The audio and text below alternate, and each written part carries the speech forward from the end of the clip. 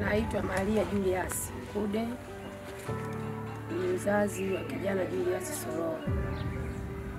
Kwa kweli mwanzoni nilikuwa kabla hajapata ufadhili mwanangu nilikuwa napata changamoto kuhusu viatu, madaftari, bei ya shule na kadhalika, vifaa vya shule. Kwa hivyo nipa changamoto sana. Mwanangu shuleni kwenda bila begi. Alikuwa hata viatu vyenyewe alikuwa ndipo na siku moja nakumbuka siku hiyo mwanangu viatu vilichanika kabisa. Alikuwa na viatu. Na mimi mwenyewe mzazi kanaponiona sina chochote. Kwa kweli siku hiyo niliumia, niliumia sana. Niliumia ndani ya nafsi yangu.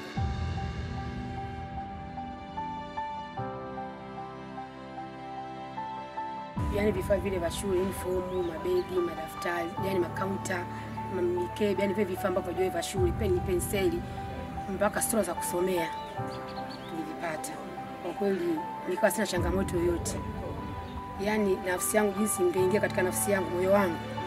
Kwa kweli nilifurahi sana. Kwa sababu nikasema sasa kweli mwanangu ndoto yake kweli inaweza kutimia sasa.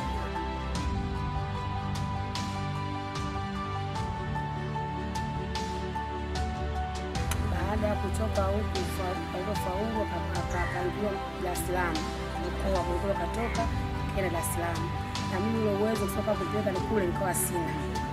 Lakini washukuru wafadhili wamempeleka kule mwanangu na mpaka sasa hivi yuko kule kwa niaba kwa wao. Hana changamoto yoyote na kule yuko kafika sehemu salama na wafadhili wamemsaidia kila kitu.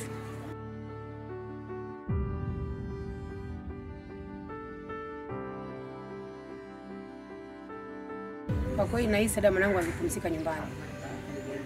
Kwa sababu sikuwa na uwezo wa kumpeleka huko. Kila siku mwanangu anasema kwamba mama, mimi napenda sana kazi ya daktari. Napenda sana daktari wangu mama, mimi napenda sana kusomea Marekani. Sikuwa na wewe kwa sababu sina hela kwa sababu nitampeleka huko. Nasema mimi kwa kabisa mwanangu akipumzika nyumbani. Ndoto zake nimeishia hapa. Nashukuru kutoka ufadhili wa mwanangu. Sasa hivi sipati changamoto yoyote kuhusu madaftari, kuhusu mabegi, begi la shule, uniform, vifaa vyote vya shule na kadhalika.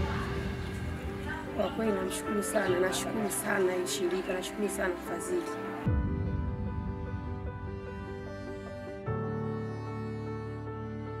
Kwa nilikuwa naomba wafadhili umshike mkono mwanangu pamoja na mimi pia mpaka atimize ndoto zake.